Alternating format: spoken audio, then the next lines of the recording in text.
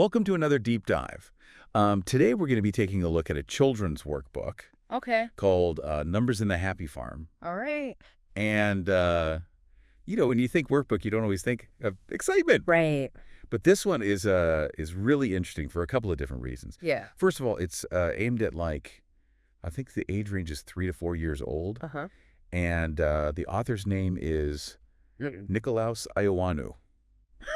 That's amazing. That's in a Y. Love that name. Right. It's a great name. Yeah. So we're going to be talking about this workbook and kind of unpacking some of the interesting things that it brings up about early childhood math education and Yeah. And I think what's really fascinating about it is that, it's a very simple workbook. Right. It's just teaching basic number recognition and counting. right, just 1 to 10. Yeah, exactly. 1 to 10.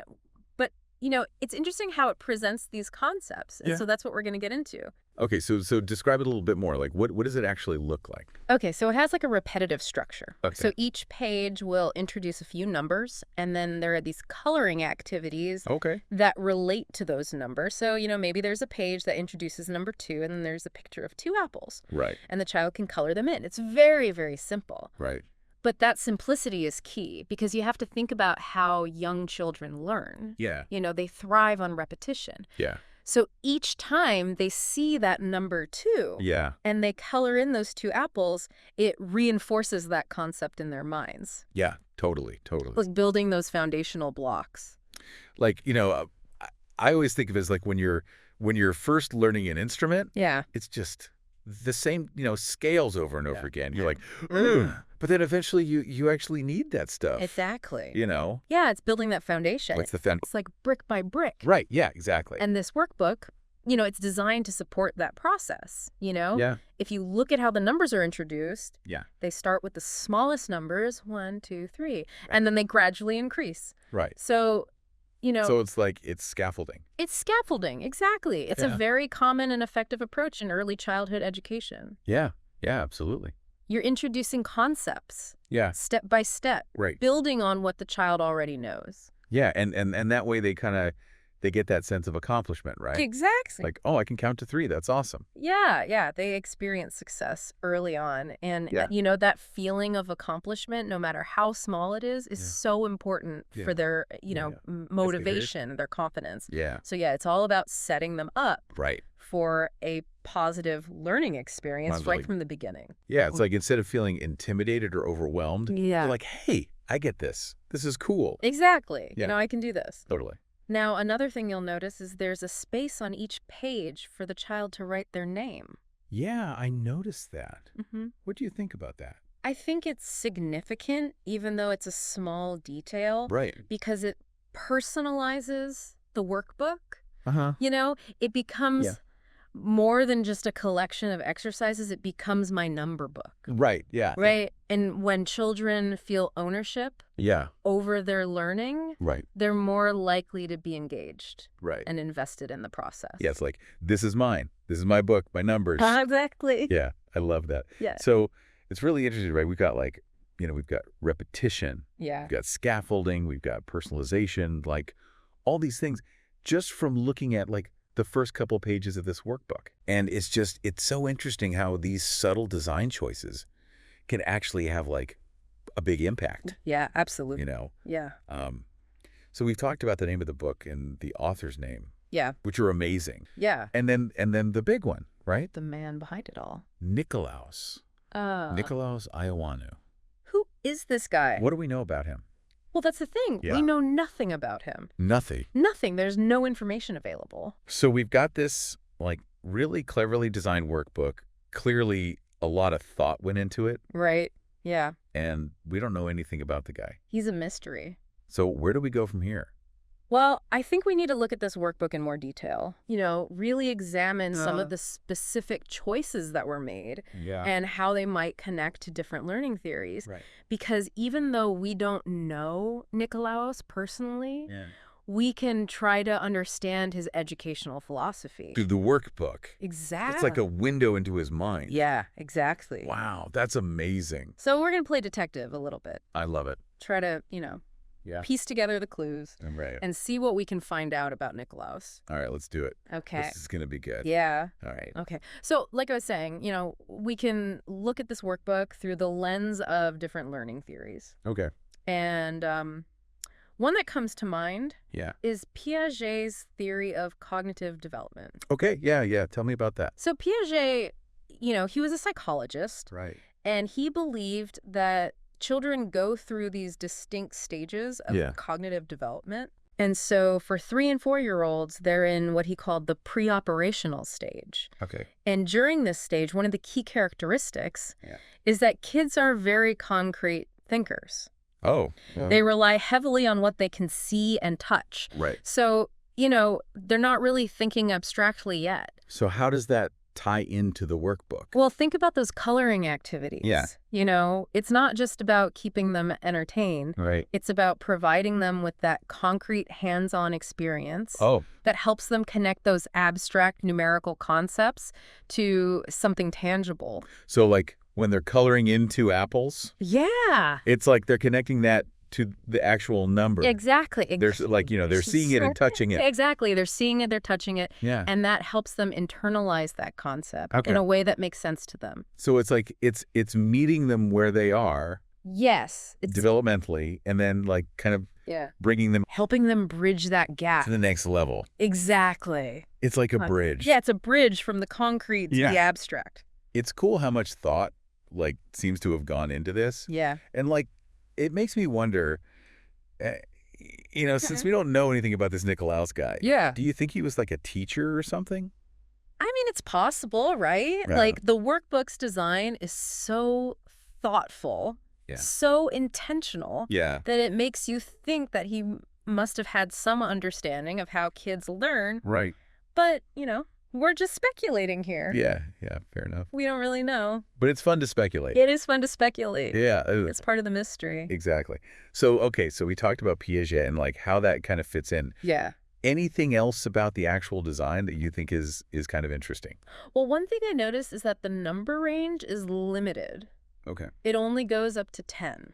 Yeah. It doesn't go beyond that. What do you think about that? Well, I think it's a deliberate choice. Okay. They could have easily included more numbers, but they chose to focus on just those first 10. Right. And I think that speaks to a certain educational philosophy. What do you mean? I think it's about mastery. Okay. Rather than overwhelming young children with a lot of numbers, the workbook encourages them to really solidify their understanding of those core numbers. Yeah, like those foundation numbers? Yes, like 1 to 10. Exactly. Yeah, like you got to get that. Like you got to get if you don't have that, exactly. Like you're in trouble. You can't build the skyscraper. Right. Yeah, exactly. If you don't have a solid foundation. Yeah. And for 3- and 4-year-olds, right. that mastery of those early numbers is crucial. Yeah. It sets them up for success later on when they start learning more complex math. Right.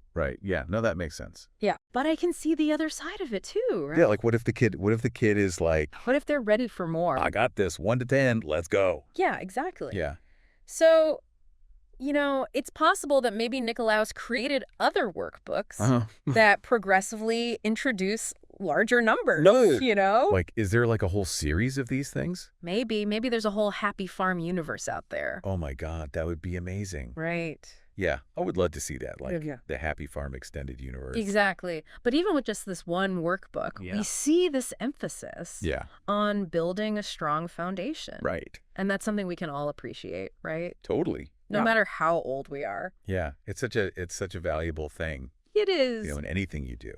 In anything you do, you've got to start with the basics. Yeah, master the fundamentals. Exactly. Yeah, totally. Yeah. So yeah, I think that's a key takeaway here. Yeah, it's funny. I didn't really think about it until you pointed it out. Yeah. The 1 to 10 thing, but now that you say that, I'm like, oh yeah, that's true. Yeah, it's a deliberate choice. It's a very deliberate choice. Yeah. Yeah. Another thing I wanted to touch on was the title Numbers in the Happy Farm. Yes. We've talked about the missing animals. Right. But what about the word happy? Oh, yeah, that's true. Like, why happy? Why happy? I think it speaks to this desire Yeah. to create positive associations with math. Yeah. You know, so often we hear people say, oh, I'm bad at math, or I hate math. Yeah, I'm not a math person. Yeah, exactly. Yeah. But what if we could change that? Yeah. You know, what if we could start from a young age Yeah. and make math fun and engaging instead of something to be feared? Make it happy. Exactly. Make it happy. Do happy fun. Yeah. So I think that's what Nicolaus is trying to do here. Yeah. With this workbook. Yeah. He's associating numbers with something pleasant. Yeah. With a happy place. With a happy place. Yeah. And it's subtle.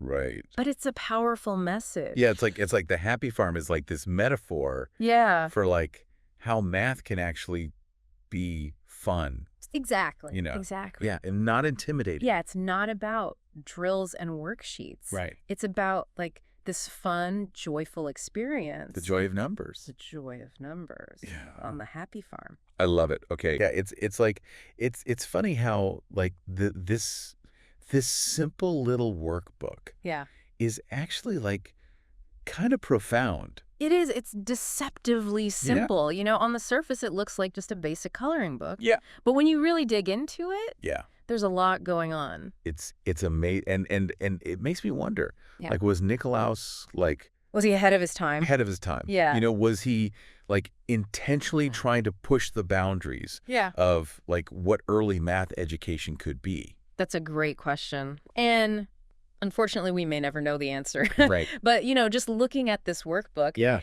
it's clear that he was a visionary in his own right. Yeah. He saw the potential in something as simple as a workbook. Yeah. To not just teach basic math skills, right, but to foster a deeper understanding of numbers and their role in our world. It's amazing. It is amazing. It is amazing, yeah. Yeah. So as we start to wrap up our deep dive into numbers in the happy farm, what are some of the big takeaways that you hope listeners will get from this?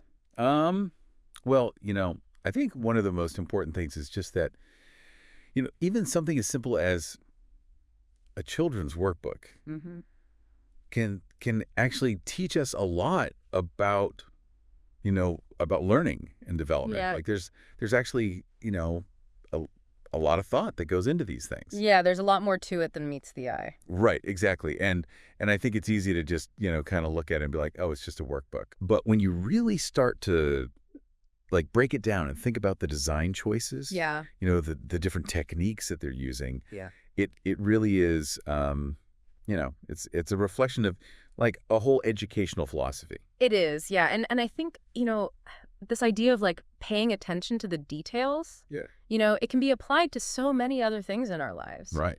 You know, whether it's a toy or a game or even a piece of furniture, like everything has a story behind it. Right. A reason why it is the way it is. Totally. Yeah. And it's cool to think about that and to kind of, you know, to try to uncover those stories. Like be like a little bit of a detective. Exactly. And I think, you know, another takeaway from this is just the importance of good teachers. Yeah.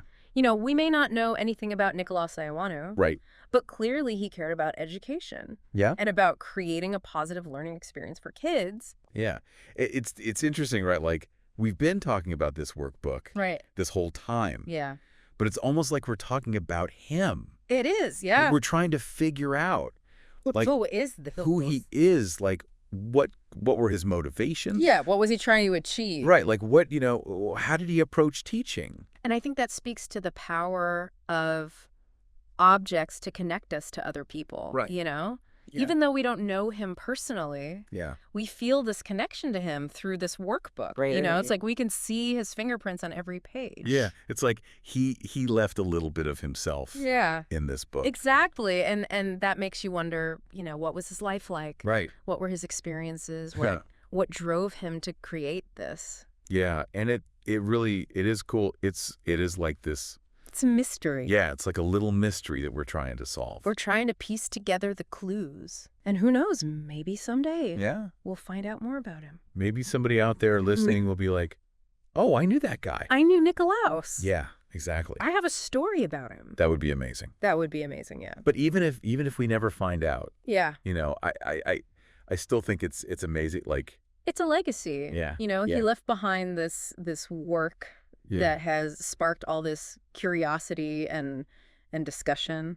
And it's really cool. Like, this workbook is like a testament to, The power of creativity and the impact that we can have on others. Right, even in like small ways. Even in small ways. You never know what you create is going to spark someone's imagination. Yeah, it's pretty inspiring, actually. It is inspiring. Yeah. Yeah. So, as we wrap up here, I want to leave our listeners with a little challenge. Okay, I like it. Which is, next time you see like an everyday object, like really look at it. Like, where did this come from? Yeah. Who made this? Who made it? What were they thinking? Right. Like, what was their intention? Yeah.